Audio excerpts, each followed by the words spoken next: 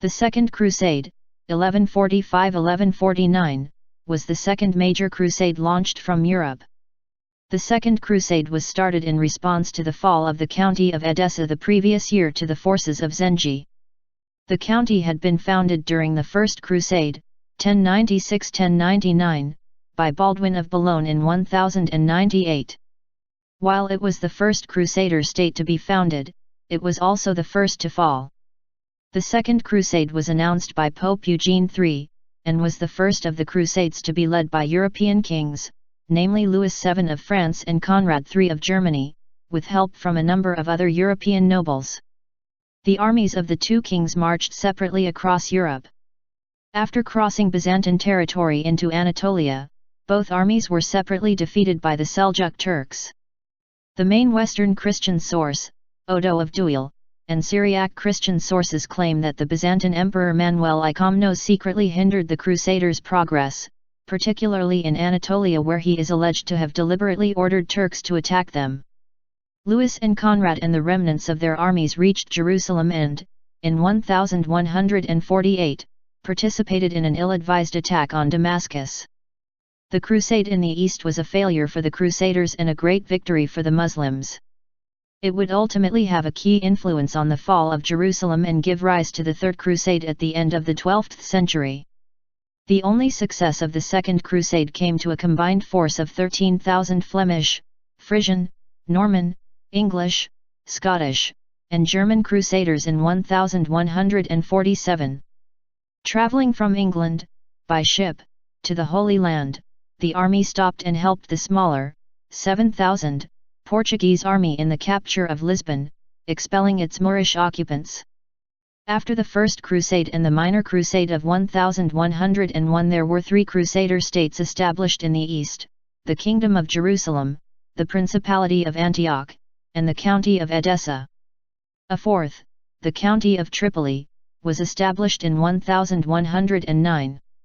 Edessa was the most northerly of these, and also the weakest and least populated. As such, it was subject to frequent attacks from the surrounding Muslim states ruled by the Ortokids, Danishmends, and Seljuq Turks. Count Baldwin II and future Count Gisselin of Courtenay were taken captive after their defeat at the Battle of Hayran in 1104. Baldwin and Gisselin were both captured a second time in 1122, and although Edessa recovered somewhat after the Battle of Azaz in 1125, Gisselin was killed in battle in 1131. His successor Gisselin II was forced into an alliance with the Byzantine Empire, but in 1143 both the Byzantine Emperor Manuel I Komnenos and the King of Jerusalem Fulk of Anjou died. Gisselin had also quarrelled with the Count of Tripoli and the Prince of Antioch, leaving Edessa with no powerful allies. Meanwhile, the Seljuk Zengi, Atabeg of Mosul, had added Aleppo to his rule in 1128. Aleppo was the key to power in Syria, contested between the rulers of Mosul and Damascus. Both Zengi and King Baldwin II turned their attention towards Damascus. Baldwin was defeated outside the city in 1129. Damascus, ruled by the Burid dynasty, later allied with King Fulk when Zengi besieged the city in 1139 and 1140. The alliance was negotiated by the chronicler Usama ibn Munkid. In late 1144, Gisselin II allied with the Ortokids and marched out of Edessa with almost his entire army to support the Ortokid army against Aleppo. Zengi, already seeking to take advantage of Fulk's death in 1143, hurried north to besiege Edessa, which fell to him after a month on December 24, 1144.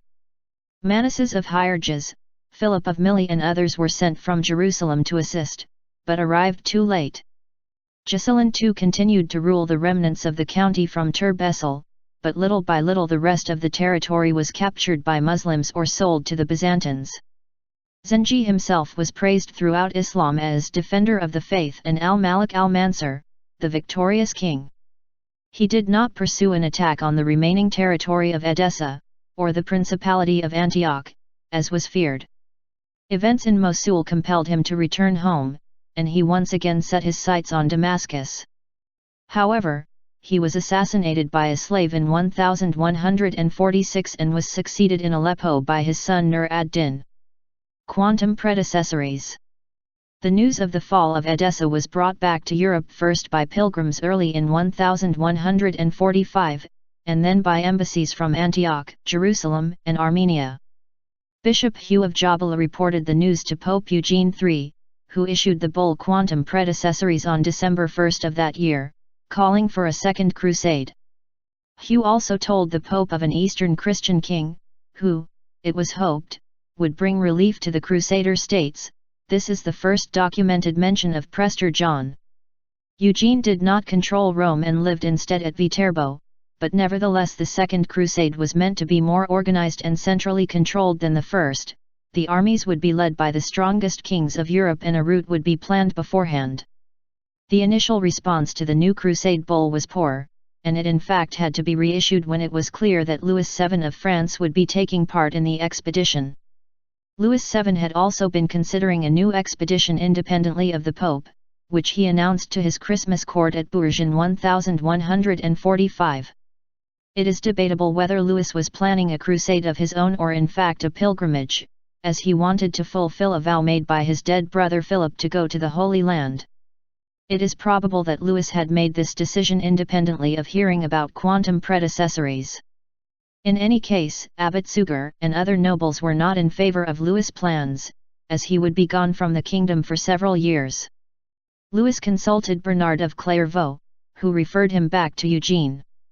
By now Louis would have definitely heard about the papal bull, and Eugene enthusiastically supported Louis' crusade. The bull was reissued on March 1, 1146, and Eugene authorized Bernard to preach the news throughout France. The Pope commissioned Bernard to preach the Second Crusade, and granted the same indulgences for it which Pope Urban II had accorded to the First Crusade. A parliament was convoked at Vézelay in Burgundy in 1146, and Bernard preached before the assembly on March 31. Louis VII of France, his wife, Eleanor of Aquitaine, and the princes and lords present prostrated themselves at the feet of Bernard to receive the Pilgrim's Cross. Bernard then passed into Germany, and the reported miracles which multiplied almost at his every step undoubtedly contributed to the success of his mission. At Speyer, Conrad III of Germany and his nephew Frederick Barbarossa received the cross from the hand of Bernard. Pope Eugene came in person to France to encourage the enterprise. For all his overmastering zeal, Bernard was by nature neither a bigot nor a persecutor. As in the First Crusade, the preaching inadvertently led to attacks on Jews. A fanatical French monk named Rudolph was apparently inspiring massacres of Jews in the Rhineland, Cologne, Mainz, Worms, and Speyer, with Rudolph claiming Jews were not contributing financially to the rescue of the Holy Land. Bernard, the Archbishop of Cologne and the Archbishop of Mainz were vehemently opposed to these attacks, and so Bernard travelled from Flanders to Germany to deal with the problem and quiet the mobs. Bernard then found Rudolph in Mainz and was able to silence him, returning him to his monastery. Wendish Crusade. When the Second Crusade was called, many South Germans volunteered to crusade in the Holy Land. The North German Saxons were reluctant. They told Saint Bernard of their desire to campaign against the Slavs at an imperial diet meeting in Frankfurt on March 13, 1147. Approving of the Saxons' plan, Eugenius issued a papal bull known as the Divina Dispensatione on April 13. This bull stated that there was to be no difference between the spiritual rewards of the different crusaders. Those who volunteered to crusade against the Slavs were primarily Danes, Saxons, and Poles, although there were also some Bohemians. The papal legate, Anselm of Havelberg, was placed in overall command. The campaign itself was led by Saxon families such as the Ascanians, Wedin, and Schoenbergers. Upset by German participation in the crusade, the Obotrites preemptively invaded Vagria in June 1147, leading to the march of the Crusaders in late summer 1147. After expelling the Obotrites from Christian territory, the Crusaders targeted the Obodrite fort at Dobin and the Liehutisian fort at Damin. The forces attacking Dobin included those of the Danes Canute V and Sweyn III, Adalbert II, Archbishop of Bremen, and Duke Henry the Lion of Saxony. When some crusaders advocated ravaging the countryside, others objected by asking, "Is not the land we are devastating our land, and the people we are fighting our people?" The Saxon army under Henry the Lion withdrew after the pagan chief, Niclot, agreed to have Dobin's garrison undergo baptism. After an unsuccessful siege of Damin, a contingent of crusaders was diverted by the Margraves to attack Pomerania instead. They reached the already Christian city Stettin, whereupon the crusaders dispersed after meeting with Bishop Albert of Pomerania and Prince Radibor I of Pomerania. According to Bernard of Clairvaux, the goal of the crusade was to battle the pagan Slavs until such a time as, by God's help, they shall either be converted or deleted. However, the crusade failed to achieve the conversion of most of the Wends. The Saxons achieved largely token conversions at Dobin, as the Slavs resorted to their pagan beliefs once the Christian armies dispersed. Albert of Pomerania explained, if they had come to strengthen the Christian faith, they should do so by preaching, not by arms. By the end of the crusade, the countryside of Mecklenburg and Pomerania was plundered and depopulated with much bloodshed, especially by the troops of Henry the Lion. This was to help bring about more Christian victories in the future decades. The Slavic inhabitants also lost much of their methods of production, limiting their resistance in the future. In the spring of 1147, the Pope authorized the expansion of the Crusade into the Iberian Peninsula, in the context of the Reconquista. He also authorized Alfonso VII of Leon and Castile to equate his campaigns against the Moors with the rest of the Second Crusade. In May 1147, the first contingents of Crusaders left from Dartmouth in England for the Holy Land. Bad weather forced the ships to stop on the Portuguese coast, at the northern city of Porto on June 16, 1147. There they were convinced to meet with King Afonso I of Portugal. The Crusaders agreed to help the king attack Lisbon, with the solemn agreement that offered to them the pillage of the city's goods and the ransom money for expected prisoners. The siege of Lisbon lasted from July 1 to October 25, 1147 when, after 4 months, the Moorish rulers agreed to surrender, primarily due to hunger within the city. Most of the Crusaders settled in the newly captured city, but some of them set sail and continued to the Holy Land. Some of them, who had departed earlier, helped capture Santarem earlier in the same year. Later they also helped to conquer Sintra, Almada, Palmela and Setúbal, and they were allowed to stay in the conquered lands, where they settled down and had offspring. Elsewhere on the Iberian Peninsula, almost at the same time, Alfonso VII of Leon, Ramon Berenguer IV, Count of Barcelona, and others led a mixed army of Catalan and French crusaders against the rich port city of Almeria. With support from a Genoese Pisan navy, the city was occupied in October 1147.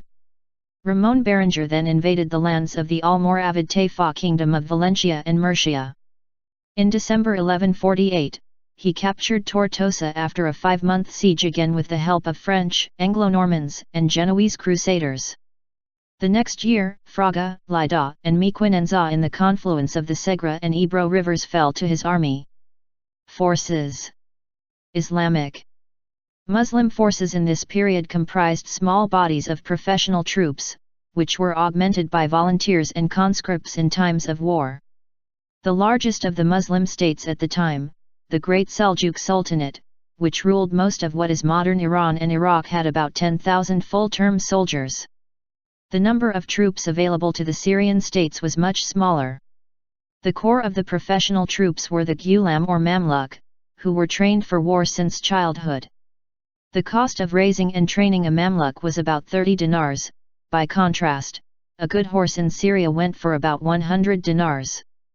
To compensate for their quantitative weaknesses, the Muslim states sought qualitative superiority. The professional soldiers of the Muslim states, who were usually ethnic Turks, tended to be very well trained and equipped. The basis of the military system in the Islamic Middle East was the Iqta system of fiefs, which supported a certain number of troops in every district. In the event of war, the Ahdith militias based in the cities under the command of the Ra'as, chief, and who were usually ethnic Arabs, were called upon to increase the number of troops. The Ahdith militia, though less well trained than the Turkish professional troops, were often very strongly motivated by religion, especially the concept of jihad. Further support came from Turkoman and Kurdish auxiliaries, who could be called upon in times of war, though these forces were prone to indiscipline. The principal Islamic commander was Mu'in al-Din Anur, the Atabeg of Damascus from 1138 to 1149. Damascus was supposedly ruled by the Burid emirs of Damascus, but Anur, who commanded the military, was the real ruler of the city. The historian David Nicole described Anur as an able general and diplomat who was well known as the patron of the arts. Because the Burid dynasty was displaced in 1154 by the Zangid dynasty, Anur's role in repulsing the Second Crusade has been largely erased, with historians and chroniclers loyal to the Zangids giving the credit to Anur's rival, Nur ad-Din Zengi, the emir of Aleppo. Christian. The German contingent comprised about 2,000 knights, the French contingent had about 700 knights from the king's lands, while the nobility raised smaller numbers of knights, and the Kingdom of Jerusalem had about 550 knights and 6,000 infantrymen. Both the French and German contingents had a huge numbers of camp followers, most of whom did not survive the crusade. As the monk, Odo of Deuil, noted, the weak and helpless are always a burden to their commanders and a source of prey to their enemies. The French knights preferred to fight on horseback, while the German knights liked to fight on foot. The Roman chronicler John Amos wrote, "The French are particularly capable of riding horseback in good order and attacking with the spear, and their cavalry surpasses that of the Germans in speed. The Germans, however, are able to fight on foot better than the French and excel in using the great sword." Conrad III was considered to be a brave knight, though often described as indecisive in moments of crisis. Louis VII was a devout Christian with a sensitive side, who was often attacked by contemporaries like Bernard of Clairvaux for being more in love with his wife, Eleanor of Aquitaine, than being interested in war or politics. Ghuslan tried to take back Edessa following Zengi's murder, but Nur ad-Din defeated him in November 1146. On February 16, 1147, the French crusaders met at Étampes to discuss their route. The Germans had already decided to travel overland through Hungary, as the sea route was politically impractical because Roger II, King of Sicily, was an enemy of Conrad. Many of the French nobles distrusted the land route, which would take them through the Byzantine Empire, the reputation of which still suffered from the accounts of the First Crusaders. Nevertheless, it was decided to follow Conrad, and to set out on June 15. Roger II was offended and refused to participate any longer. In France, Abbot Suger and Count William II of Nevers were elected as regents, while the king would be on crusade. In Germany, further preaching was done by Adam of Ebrach, and Otto of Freising also took the cross. The Germans planned to set out at Easter, but did not leave until May. German route. The German crusaders, accompanied by the papal legate and Cardinal Theodwin, intended to meet the French in Constantinople. Ottokar III of Styria joined Conrad at Vienna, and Conrad's enemy Geza II of Hungary allowed them to pass through unharmed. When the German army of 20,000 men arrived in Byzantine territory, Manuel feared they were going to attack him, and Byzantine troops were posted to ensure that there was no trouble. There was a brief skirmish with some of the more unruly Germans near Philippopolis and in Adrianople, where the Byzantine general Prozauch fought with Conrad's nephew, the future Emperor Frederick. To make matters worse, some of the German soldiers were killed in a flood at the beginning of September. On September 10, however, they arrived at Constantinople, where relations with Manuel were poor, resulting in a battle, after which the Germans were convinced to cross into Asia Minor as quickly as possible. Manuel wanted Conrad to leave some of his troops behind, to assist in defending against attacks from Roger II, who had taken the opportunity to plunder the cities of Greece, but Conrad did not agree, despite being a fellow enemy of Roger. In Asia Minor, Conrad decided not to wait for the French, and marched towards Iconium, capital of the Seljuq Sultanate of Rum. Conrad split his army into two divisions. Much of the authority of the Eastern Roman Empire in the western provinces of Asia Minor was more nominal than real, with much of the provinces being a no-man's land controlled by Turkish nomads. Conrad, who underestimated the length of the march against Anatolia, and anyhow assumed that the authority of Emperor Manuel was greater in Anatolia than was in fact the case. Conrad took the knights and the best troop with himself to march overland while sending the camp followers with Odo of Freising to follow the coastal road. The king led one of these, which was almost totally destroyed by the Seljuks on October 25, 1147 at the Second Battle of Dorylaeum. In battle, the Turks used their typical tactic of pretending to retreat, and then returning to attack the small force of German cavalry which had separated from the main army to chase them. Conrad began a slow retreat back to Constantinople, and his army was harassed daily by the Turks, who attacked stragglers and defeated the rear guard. Even Conrad was wounded in a skirmish with them. The other division, led by the king's half-brother, Bishop Otto of Freising, had marched south to the Mediterranean coast and was similarly defeated early in 1148. The force led by Otto ran out of food while crossing inhospitable countryside and was ambushed by the Seljuq Turks near Laodicea on November 16, 1147. The majority of Otto's force were either killed in battle or captured and sold into slavery. The French crusaders had departed from Metz in June 1147, led by Louis, Thierry of Alsace, Renedi of Bar, Amadeus III, Count of Savoy and his half-brother William V of Montferrat, William VII of Auvergne, and others, along with armies from Lorraine, Brittany, Burgundy, and Aquitaine. A force from Provence, led by Alphonse of Toulouse, chose to wait until August, and to cross by sea.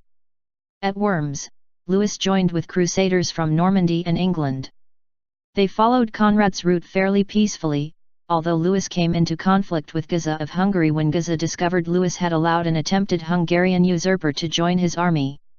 Relations within Byzantine territory were also grim, and the Lorrainers, who had marched ahead of the rest of the French, also came into conflict with the slower Germans whom they met on the way.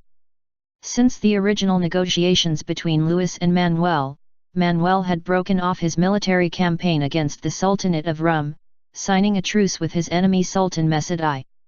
This was done so that Manuel would be free to concentrate on defending his empire from the Crusaders, who had gained a reputation for theft and treachery since the First Crusade and were widely suspected of harboring sinister designs on Constantinople. Nevertheless, Manuel's relations with the French army were somewhat better than with the Germans, and Louis was entertained lavishly in Constantinople. Some of the French were outraged by Manuel's truce with the Seljuks and called for an alliance with Roger II and an attack on Constantinople, but they were restrained by Louis. When the armies from Savoy, Auvergne, and Montferrat joined Louis in Constantinople, having taken the land route through Italy and crossing from Brindisi to Durazzo, the entire army was shipped across the Bosporus to Asia Minor. The Greeks were encouraged by rumors that the Germans had captured Iconium, but Manuel refused to give Louis any Byzantine troops. Byzantium had just been invaded by Roger II of Sicily, and all of Manuel's army was needed in the Peloponnese.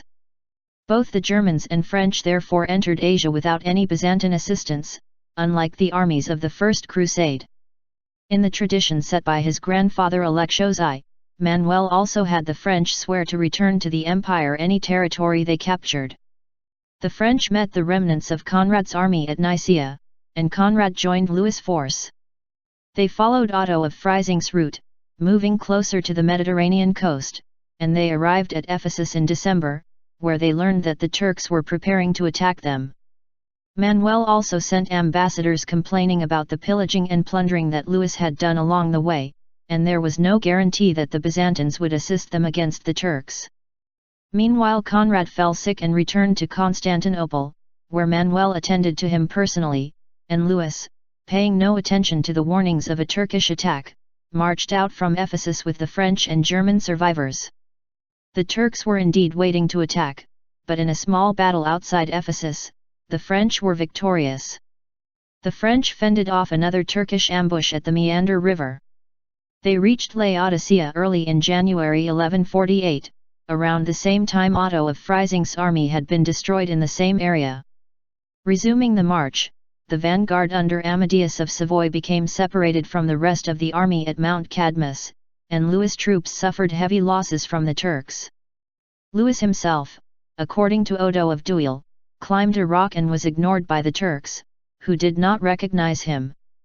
The Turks did not bother to attack further and the French marched on to Anatolia, continually harassed from afar by the Turks, who had also burned the land to prevent the French from replenishing their food, both for themselves and their horses. Louis no longer wanted to continue by land, and it was decided to gather a fleet at Anatolia and sail for Antioch. After being delayed for a month by storms, most of the promised ships did not arrive at all. Louis and his associates claimed the ships for themselves, while the rest of the army had to resume the long march to Antioch. The army was almost entirely destroyed, either by the Turks or by sickness. Louis eventually arrived in Antioch on March 19 after being delayed by storms. Amadeus of Savoy had died on Cyprus along the way. Louis was welcomed by Eleanor's uncle Raymond of Poitiers.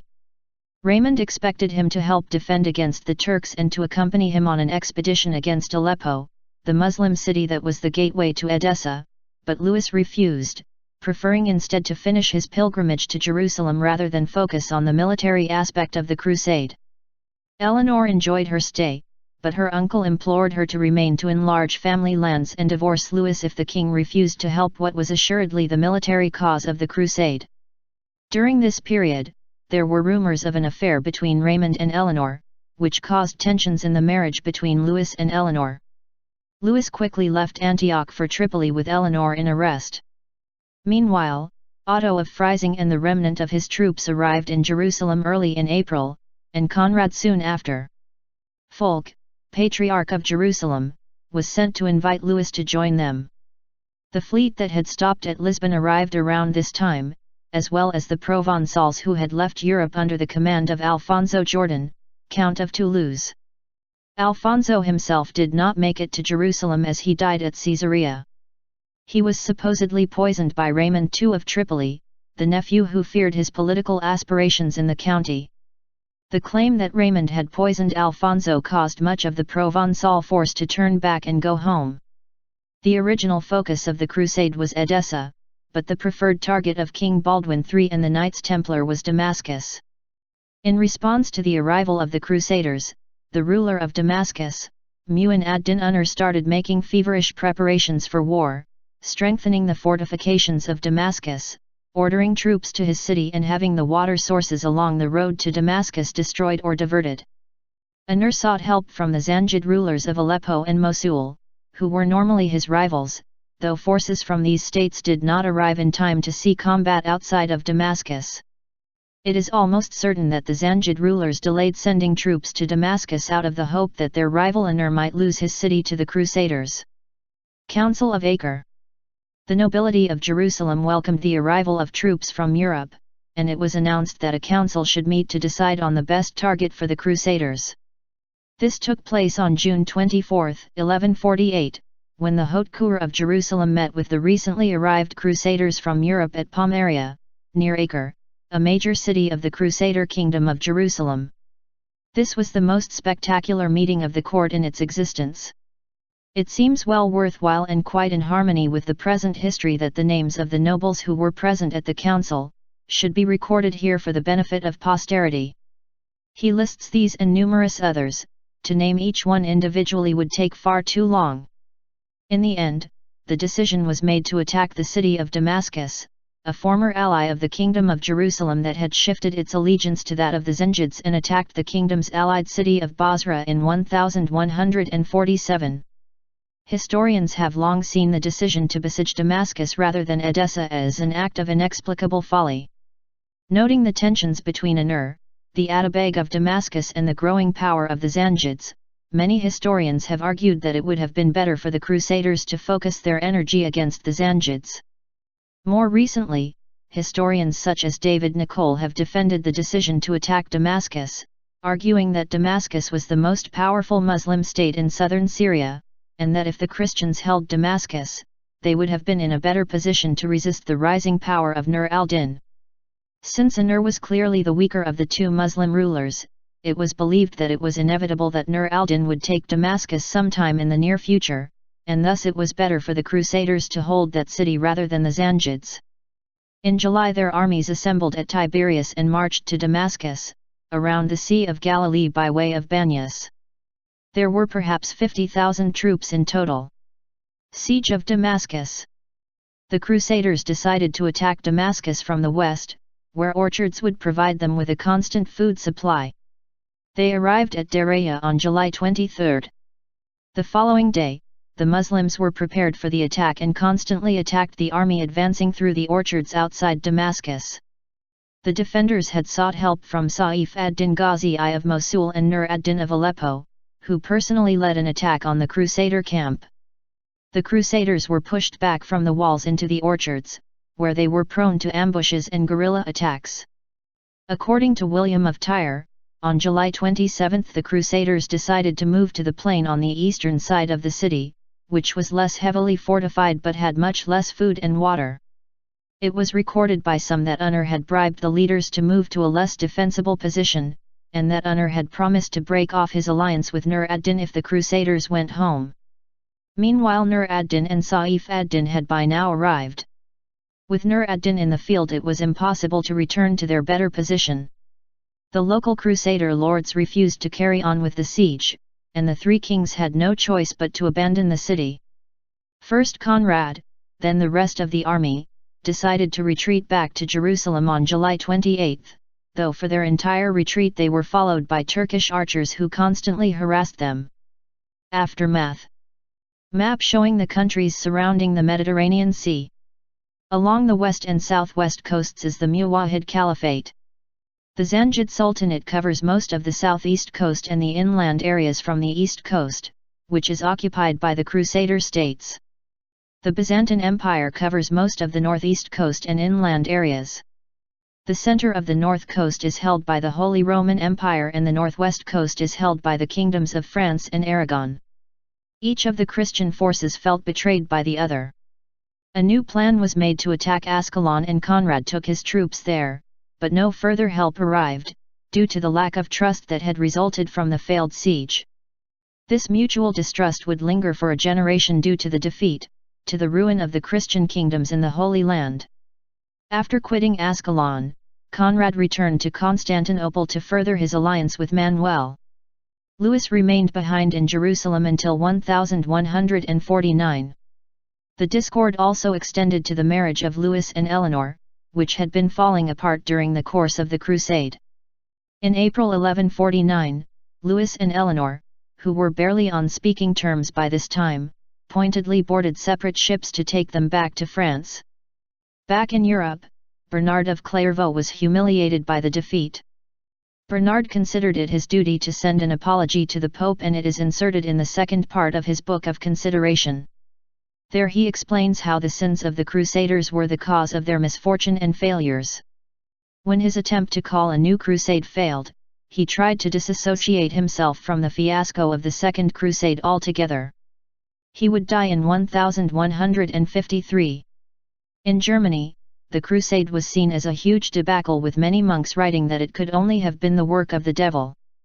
The anonymous monk who wrote the Annals Herbipolensis Chronicle in Würzburg mentioned that for decades afterwards noble families in Germany were ransoming back knights who had been taken prisoner in Anatolia using Armenian middlemen.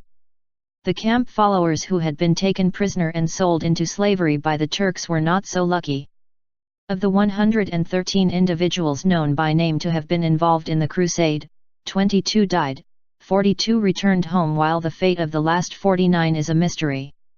Despite the distaste for the memory of the Second Crusade, the experience of the Crusade had notable impact on German literature, with many epic poems of the late 12th century featuring battle scenes clearly inspired by the fighting in the Crusade. The cultural impact of the Second Crusade was even greater in France, with many troubadours fascinated by the alleged affair between Eleanor and Raymond, which helped to feed the theme of courtly love. Unlike Conrad, the image of Louis was improved by the Crusade, with many of the French seeing him as a suffering pilgrim king who quietly bore God's punishments. Relations between the Eastern Roman Empire and the French were badly damaged by the Crusade. Louis and other French leaders openly accused the Emperor Manuel of colluding with Turkish attacks on them during the march across Asia Minor. The memory of the Second Crusade was to color French views of the Byzantines for the rest of the 12th and 13th centuries. Within the empire itself, the crusade was remembered as a triumph of diplomacy. In the eulogy for the Emperor Manuel by Archbishop Eustathius of Thessalonica, it was declared, "He was able to deal with his enemies with enviable skill, playing off one against the other with the aim of bringing peace and tranquility." The Windisch Crusade achieved mixed results. While the Saxons affirmed their possession of Vagria and Palabia, pagans retained control of the Abodrite land east of Lübeck. The Saxons also received tribute from Chief Niklot, enabled the colonization of the bishopric of Havelberg, and freed some Danish prisoners. However, the disparate Christian leaders regarded their counterparts with suspicion and accused each other of sabotaging the campaign. In Iberia, the campaigns in Spain, along with the siege of Lisbon, were some of the few Christian victories of the Second Crusade. They are seen as pivotal battles of the wider Reconquista, which would be completed in 1492. In the east the situation was much darker for the Christians. In the Holy Land, the Second Crusade had disastrous long-term consequences for Jerusalem. In 1149, the Atabeg Nur died, at which point the Emir Abu Said Mujir al-Din Abak ibn Muhammad finally began to rule. The Rais of Damascus and commander of the Ahdith Melita Muayyad al-Dahil ibn al-Sufi feel that since his Ahdith had played a major role in defeating the Second Crusade that he deserved a greater share of the power, and within 2 months of Anur's death was leading a rebellion against Abak. The infighting within Damascus was to lead to the end of the Burid state within 5 years. Damascus no longer trusted the Crusader kingdom and was taken by Nur ad-Din after a short siege in 1154. Baldwin III finally seized Ascalon in 1153, which brought Egypt into the sphere of conflict. Jerusalem was able to make further advances into Egypt, briefly occupying Cairo in the 1160s. However, relations with the Byzantine Empire were mixed, and reinforcements from Europe were sparse after the disaster of the Second Crusade. King Amalric I of Jerusalem allied with the Byzantines and participated in a combined invasion of Egypt in 1169, but the expedition ultimately failed. In 1171, Saladin, nephew of one of Nur ad-Din's generals, was proclaimed Sultan of Egypt, uniting Egypt and Syria and completely surrounding the Crusader kingdom. Meanwhile the Byzantine alliance ended with the death of Emperor Manuel I in 1180, and in 1187, Jerusalem capitulated to Saladin. His forces then spread north to capture all but the capital cities of the Crusader states, precipitating the Third Crusade.